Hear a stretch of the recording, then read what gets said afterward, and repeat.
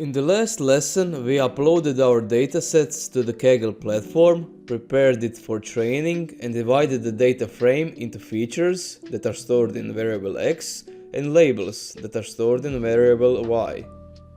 Labels represent the target variable we aim to predict, while features include the parameters used for prediction.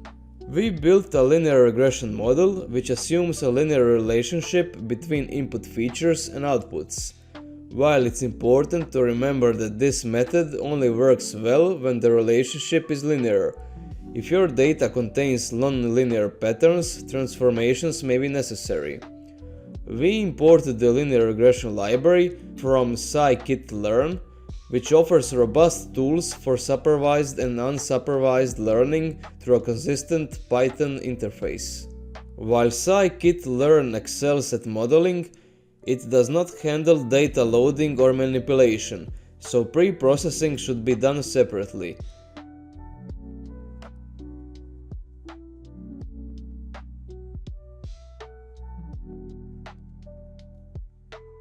Using scikit-learn's fit function, we trained the linear regression model on labeled data, producing a machine learning model.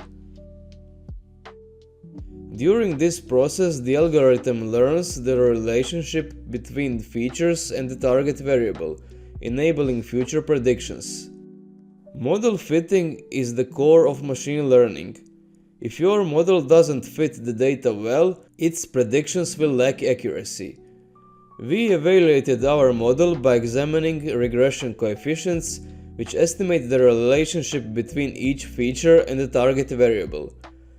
For example, holding other features constant, a 1 unit increase in price corresponded to an increase of up to $30,000.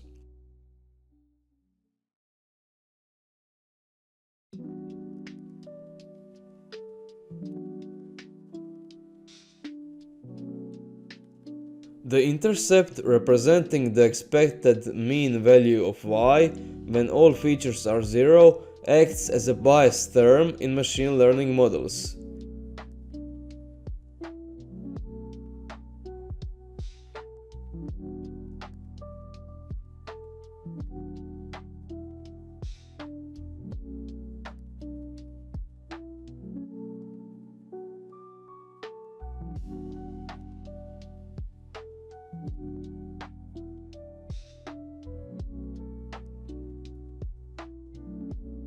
Using our trained model, we predicted costs for a validation dataset, x-valid, and compared results to the actual values, y-valid. RMSE, root mean square error, was calculated at $700, indicating high accuracy relative to the dataset's range of $100,000 to $300,000. This small error highlights the reliability of our predictions.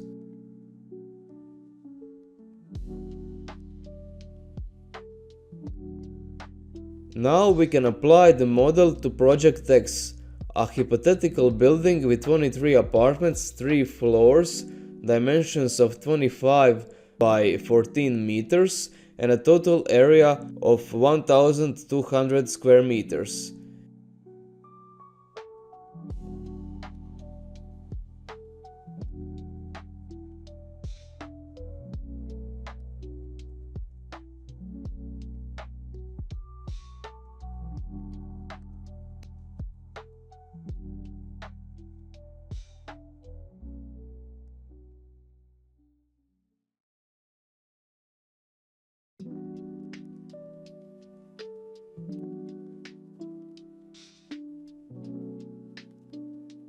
The predicted construction costs was $118,000 with an accuracy of plus minus $700.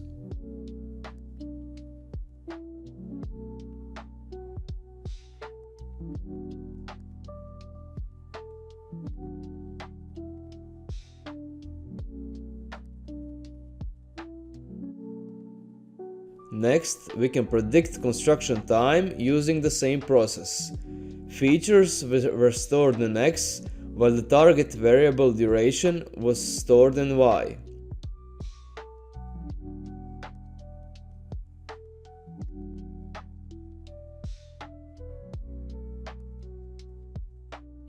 Text-based columns such as project names were excluded as they couldn't be processed by the linear regression algorithm.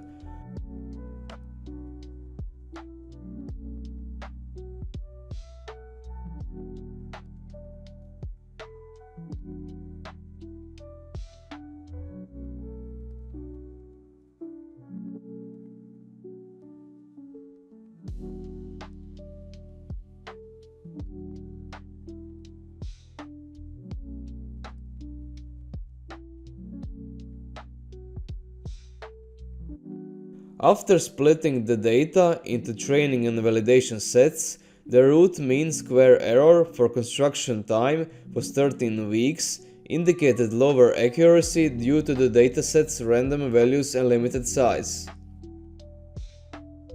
This is largely due to the limitations of the training table used in this exercise, where the time values were assigned randomly. Consequently, the model could not extract meaningful patterns or relationships for such a small and irregular dataset, leading to imprecise predictions. However, if we use the same parameters as those used for predicting costs, the estimated construction duration for Project X is 31 weeks.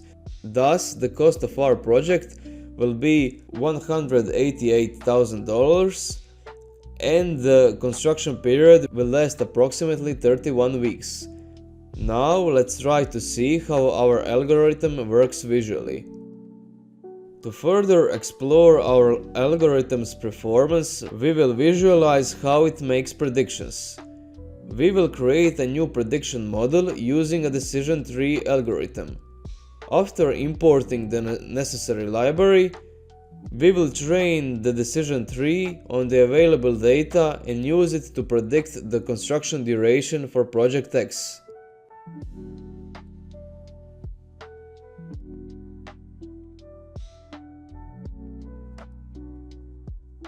This method will produce a similar result, with an estimated duration of 33 weeks. To understand the decision tree's logic, we will use a graphics library to visualize the model. The process will involve exporting the tree structure to a .dot file, converting it to a PNG image, and displaying it in the terminal.